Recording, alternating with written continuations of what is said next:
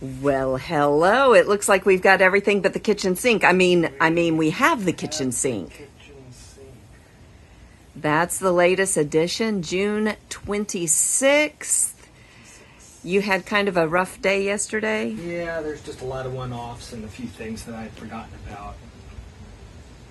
Everything's off by a half an inch, and so that just Throws everything off. So. Especially in such a tight space, because you're really trying to make sure that we have a little bit more space and usable things that are specifically usable to us. Yeah. Got the kitchen sink kind of boxed in and have an idea for our frame for the rest of the cabinetry, and it's looking nice. I'm really pleased.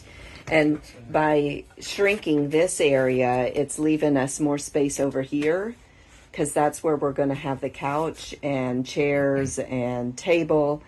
But we also want to have a full queen bed for the two of us to sleep in. And so that's going to allow us to convert that couch into a full queen, which will be a lot more comfortable for the two of us. So it's looking like we'll have maybe 3 inches of space between here and where the queen size bed starts. So it's going to be a little tighter than I was hoping, but I've made up enough distance to where I think it'll. Well, you couldn't do too much because all of that had to go there. Yeah. So. Yeah, I think you're doing an excellent job. I'm excited. I think this is going to be more usable for us than a booth, and it's going to be more aesthetically pleasing with what we've got planned for the couch and table and chairs. The booth was versatile, but I think this will be even more versatile. I think so too. I'm excited about it. I really am. Good job. Good job. Good job. Good job. Yay. I have finished another addition to our camper hardware. This will go on the door. And when we're not around, it will say, beware of dog.